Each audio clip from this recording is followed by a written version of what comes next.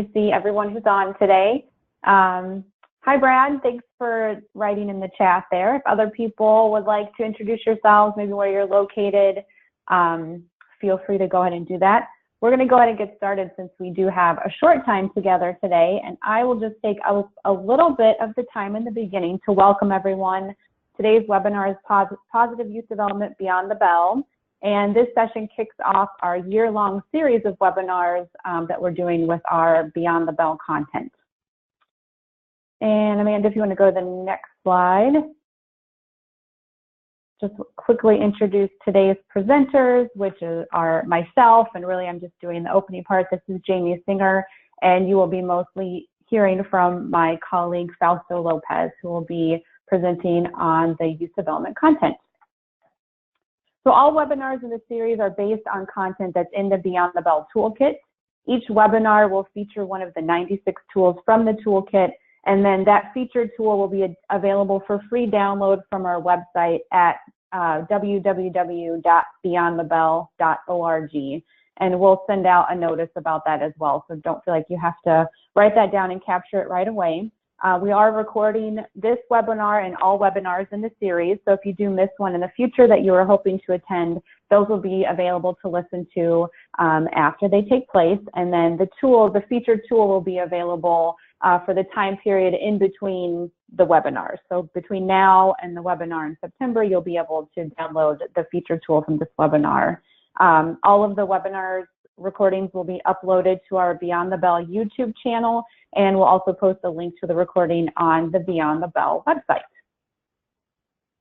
Oops, sorry about that. So now I will go ahead and turn it over to Fausto, who's going to be talking about positive youth development beyond the bell. And for those of you who might have questions that you want to pose in the chat, we'll try to respond to those as we go along as well. So, Fausto. Well, good afternoon, everybody. I guess it is, unless you're on the Pacific time, good morning. So yeah, we're here today to start the webinar series around Beyond the Bell. And obviously, trying to really start foundationally, it always is a great idea to really dust off our kind of youth development practices and really make sure that we are strong in our foundation of programming as we think about both all the other aspects of the youth programs that we want to serve. But at the end of the day, we have to always make sure that we orientate ourselves back to where it all kind of started from. And so we started with positive youth development. We will obviously then try to spice up some of the new research that is popping up that is really just, like I said, dusting off some of these practices and really emphasizing the importance of developmental relationships that comes out of the Search Institute, that is really supporting this positive youth development approach to working with young people across settings. We'll talk a little bit about that. At the end of the day, really though, talking about how intentionality drives all the work.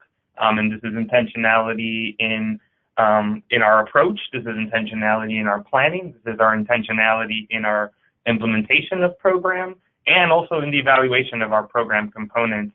So at the end of the day, we can keep ourselves accountable to the young people that we serve, and even ourselves, because this is tough, grueling work.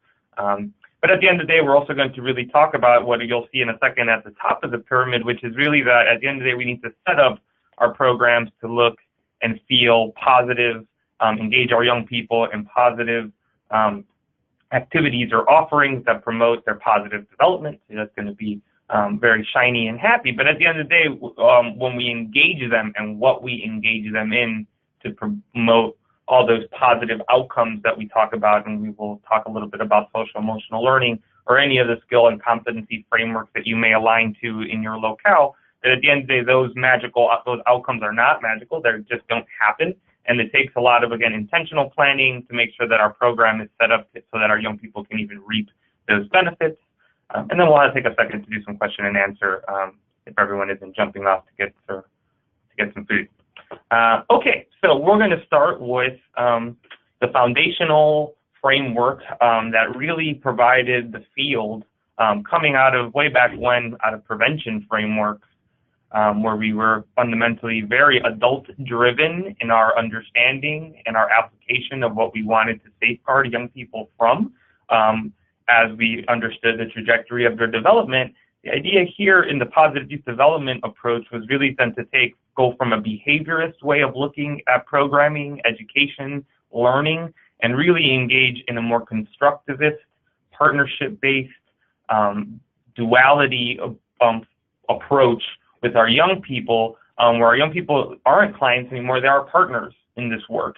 And at the end of the day, that works itself out in many different ways, but specifically at the parts where us as adults, and I always say it always pains me to say that, but at the end of the day, that's what we are the ones who are designing programming, making sure we can set the table for programming so that our young people can engage and reap the benefits. At the end of the day, research has been clear over the years about what these elements of a positive developmental setting look like, what a positive learning setting looks like, because that is really what more and more we are on the hook for, is some type of transfer of knowledge. Whichever way you want to talk about this learning or teaching, we are transferring knowledge. That is what our funding bases are really looking to, whether or not you are 21st century community learning centers or just general enrichment after-school programs who hopefully are working in tandem with the school setting to really promote these academic gains, which really just live in the space of making sure that our young people are safe, that they feel safe. And again, there's a lot of research that has come to understand why that's important. But I think more and more in this day and age, we really have to go back to double checking what that means. And there are very structured ways of keeping ourselves accountable, moving forward through a continuous improvement process, if that's the terminology that you use. But at the end of the day, it's really about making sure that we are showing up and making the best program possible so that our young people can reap these amazing benefits or outcomes that we are looking to promote. But how do we do that? We know that we need to provide a safe and supportive environment. It's very clear. Where at this point, it's really about keeping the adults in check, about our mindsets. So again, promoting these kind of growth mindsets that Carol Dweck really has coined, is understanding that adults have to make sure that we are coming into the situation in a positive mindset, and making sure that we understand what it can look like and how we start and set the table for programming. And so we've always known, and White Heart Center for Youth Program Quality has been the lead, really pushing out these elements of quality and also providing tools and resources that help shape the youth work methods of how we engage young people in this constructive way.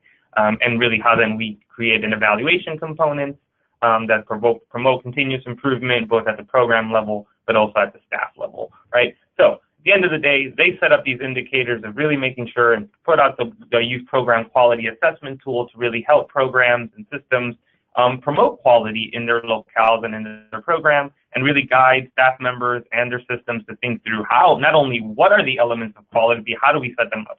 So we know that we need to develop a safe and supportive environment, and we can all see that the framework really works us up a pyramid, a very steep pyramid, that then understands that we also, once we establish that safe and supportive environment, we can't just stop there. We need to provide opportunities for our young people to engage and interact with each other.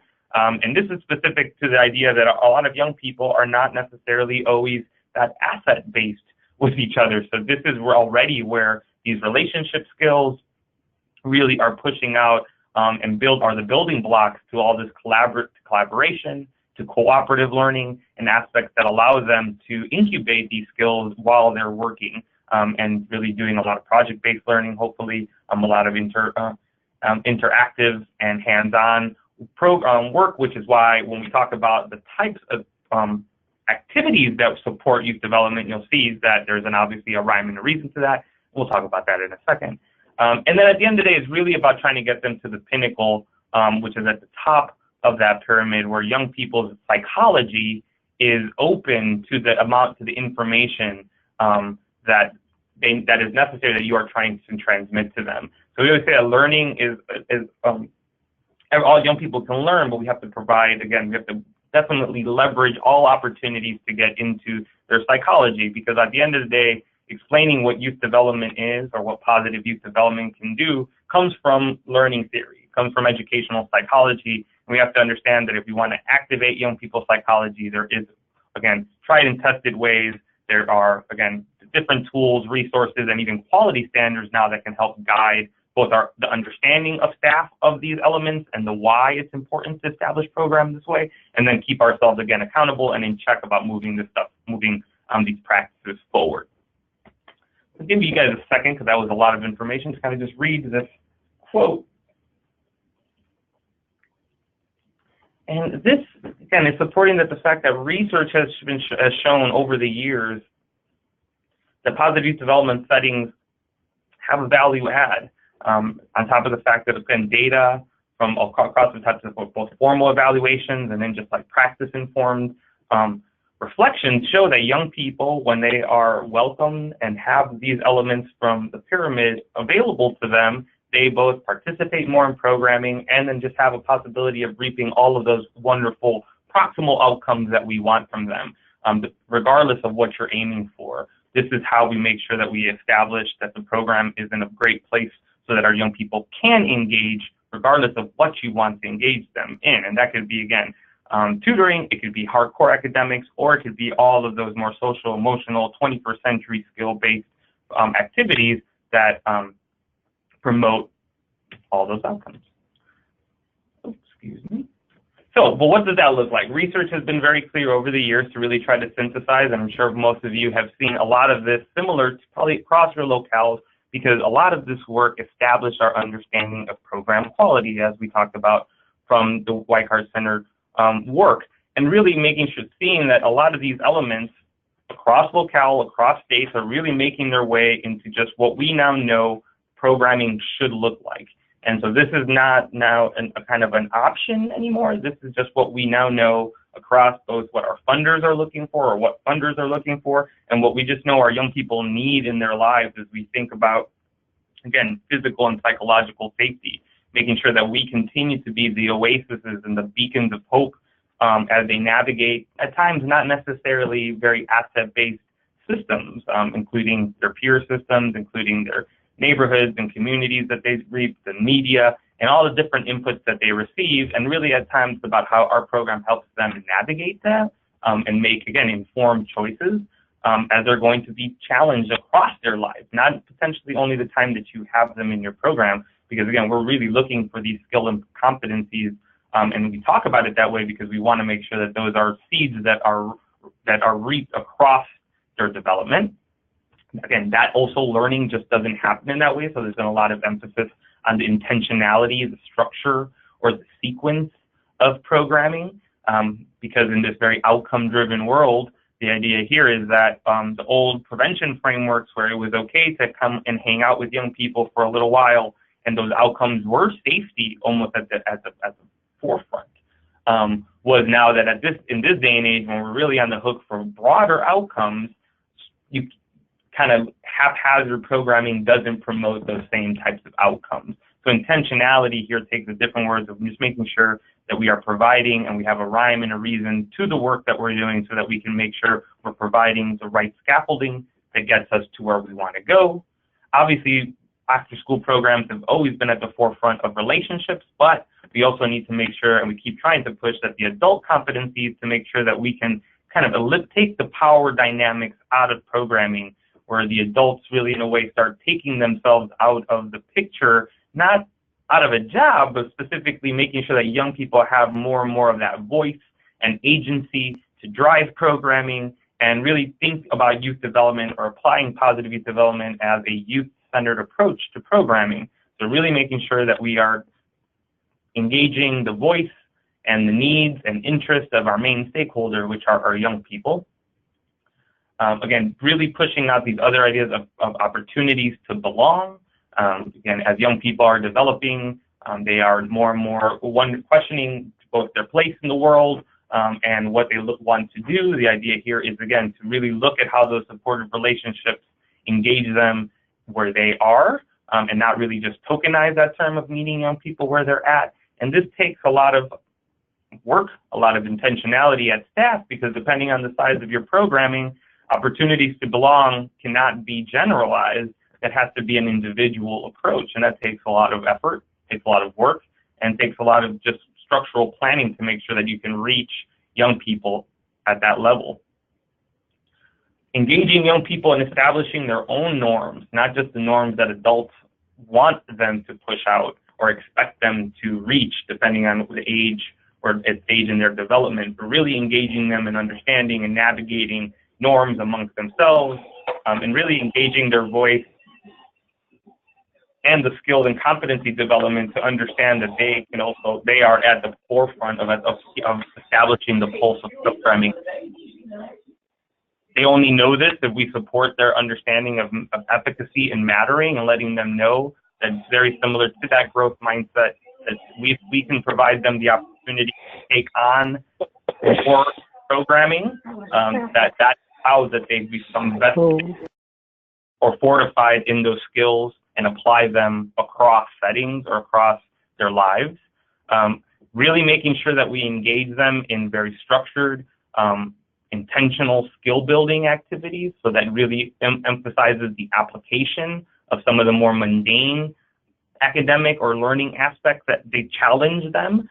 So we want to make sure that we are putting ourselves continuously in a place that allows them to, we are the why they need to learn these things in other places that they might not necessarily want to be learning them, or potentially from adults that they don't want to also learn from, is to try to leverage in their psychology the opportunities that we have when we have good relationships with young people, to really work with them in tandem to make sure that they can navigate all of the other situations they're going to deal with, which obviously, if we can leverage it, the integration of the broader communities, which is whatever family life, school community, outside community efforts.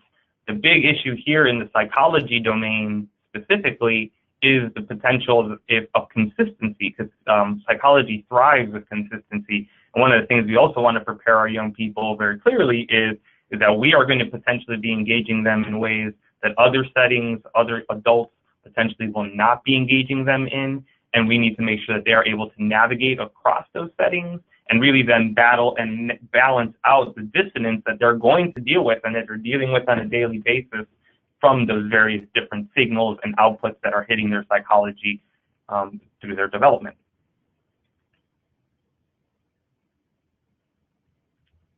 And so Search Institute, for those who kind of are really at the tune of the research base and some of this more practical application, have really been pushing out some really great resources recently, which is then obviously here on the slide, you're going to see their developmental relationship framework that really is pushing out practical both tools, resources, and just guidance for very well-intentioned, caring adults to understand how they work across this framework of expressing care for young people, and again, authentic care, not tokenized care, how they can actually structure programming to challenge growth and provide the adequate support necessary to keep young people both participating, engaged, and coming to programming.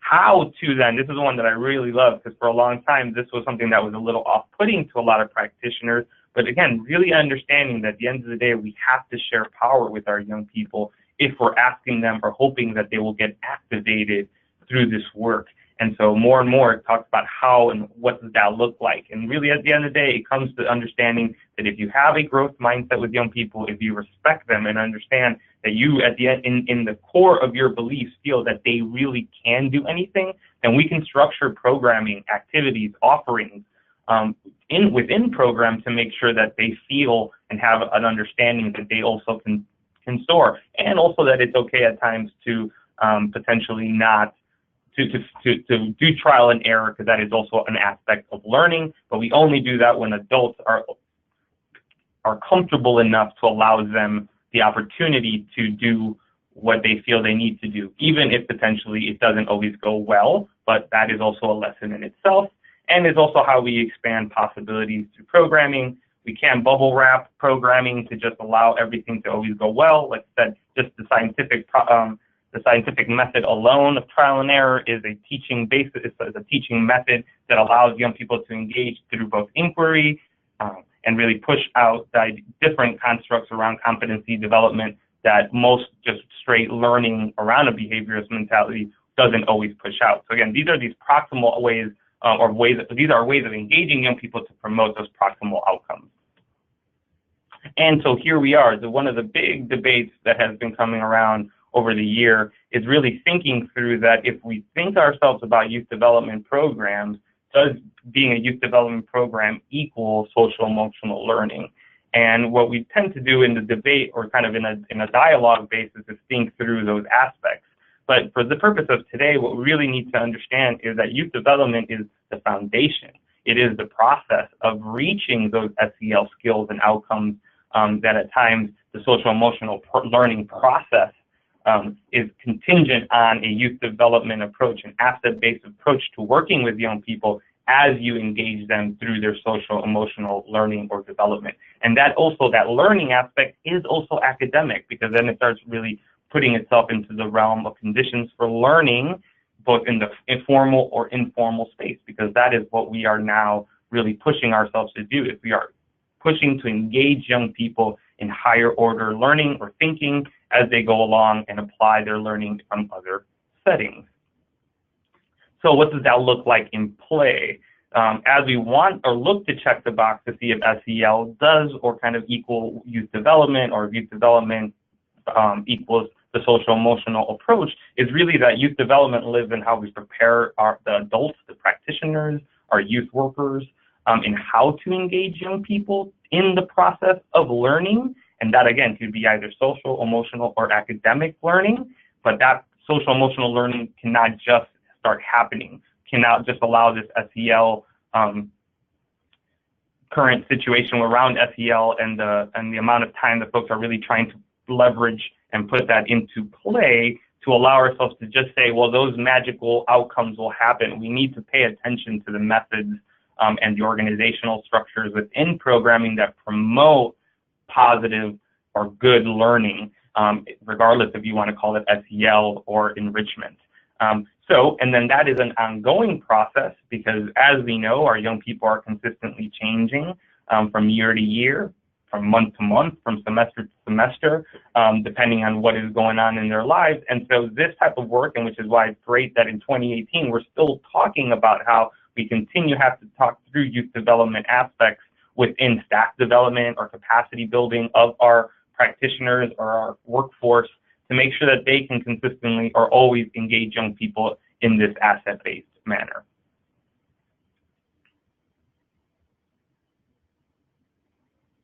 And so what are we engaging them in? So one tool, there are a lot of different tools. We have a tool that we are promoting through this webinar series, which is a youth development checklist, which is meant to be a very practical, applied way of just kind of keeping staff, program offerings within or checking in on their status across youth development indicators. It is a great tool for just thinking through or creating conversation starters with staff who may at times not have all the time to get within a actual rigorous continuous improvement process.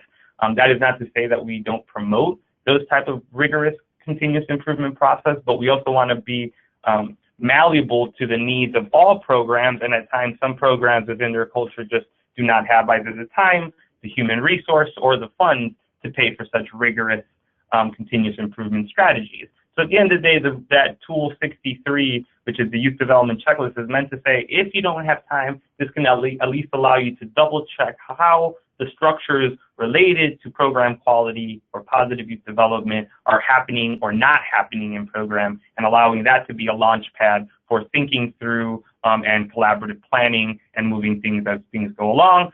Really making sure that offerings are made sure that we are promoting skill development, and so we would be remiss not to talk about social and emotional learning. Obviously, the learning process of really working through what CASEL, or the Collaborative for Academic and Social Emotional Learning here in Chicago, has coined as the CASEL 5, or the attributes or skills, competencies that young people really need to push off into broader skills or competencies, including 21st century skills, employability skills, or any of the various skill competency frameworks that are out there. I'm very kind of similar to what Karen Pittman has said lately. Whichever framework that you want to work with, whichever outcomes you're aiming for, there is no one skill that is more important than the other. So it just puts more onus or more rationale to why we have to be so intentional in our programming to really make sure that we're hitting or reaching across all these outcomes. Because as she said very recently at the Ready by 21 conference, we can't necessarily just pick or assume that one is more important than the other. They are all critical to make sure that young people, by the time they become adults or matured, or have these skills somewhat implanted in them so they can exploit them as they go along. And so some of you may have seen this framework before, or the castle wheel that really is meant to just really outline the different 5 competencies that they push out within the castle framework. My controls. So at the end of the day, all of this work really lives in intentionality. There's a lot of, regardless of the skills, the outcomes, or the frameworks that you engage in your locale, the idea here is still a lot of this work, all these organizational processes do not just happen. It takes a lot of intentional work, like planning, intentional activities in the implementation side. And so we really need to make sure that our staff members who are putting all this time and effort to think through these amazing offerings and activities and programming understand that the young people are developing. They are all at the most point very critical, very malleable in their development, and that the work that they put in is very influential in whichever part of their development we're catching them, and that at the end of the day we are also hopefully through our programming scaffolding for other settings or the next program or next level of education that our young people will inherit, so that they are the most prepared possible for the work that will be in front of them. Because there's so much going on, intentionality at times really looks within the programs as strategic planning. So it's about being intentional or being strategic about making sure that we are hitting all of these various things that make us a holistic program, or allow us to connect with young people holistically. And at the end of the day, the biggest one that we still haven't touched base, because I think a lot of folks will understand some of the bullets that are there already based off of the framing earlier, is reflection. It's how we engage them once we get them to the top of that pyramid, where reflection is, again, not something that we just will remember to get to, but it's something that is integral to all programming and all activities to make sure that young people have opportunities to process what it is that we are engaging them in. And that is, again, not something that can just happen haphazardly. It has to be something that is structured within all offerings to make sure that young people can think through the benefits of the programming that they're being engaged in.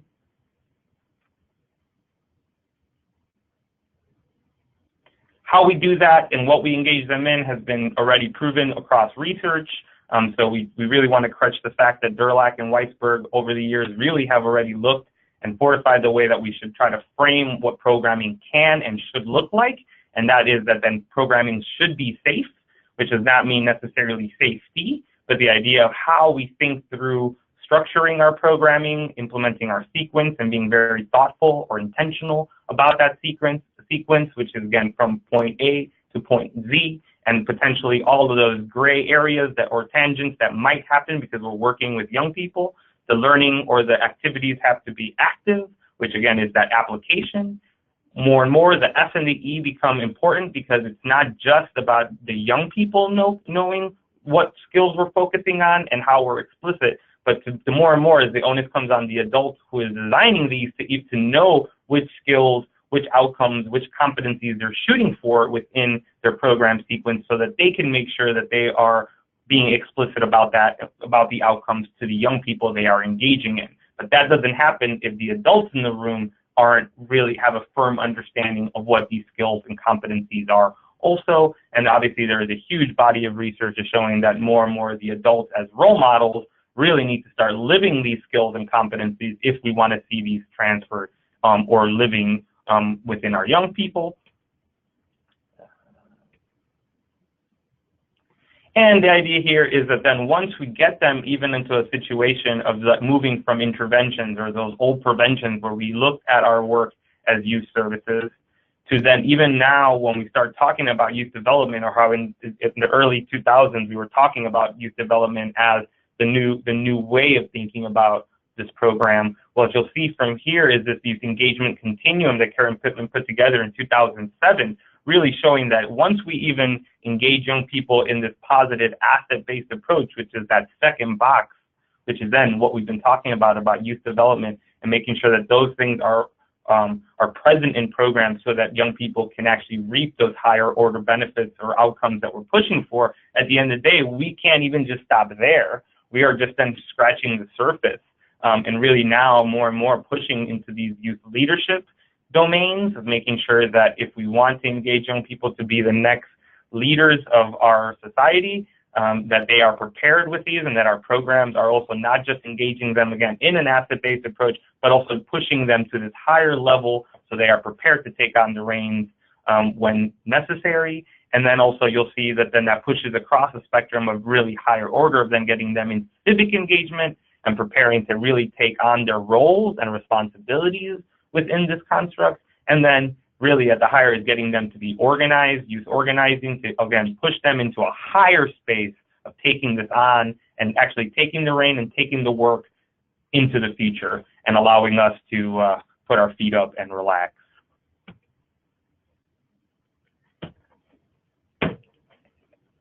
And so we have come to the end. Thanks so much, Fausto. Thanks for everyone for joining us today. I know it's really hard to go through youth development, especially Fausto. For those of you who know him, know how passionate he is about positive youth development. So thank you so much for condensing it into 30 minutes for us. Hopefully that was some good information for everyone. And I did include some links to where you can find information posted with the webinar recording and the featured tool after this. The featured tool is posted now. The webinar recording will be coming soon at beyondthebell.org. Our contact information is on this slide. We're happy to connect with you via email, phone, see our Facebook and our Twitter. So please do connect with us. It was good to see a lot of friends on the webinar today, as well as new people. Thank you so much, Fausto, again. This was great information.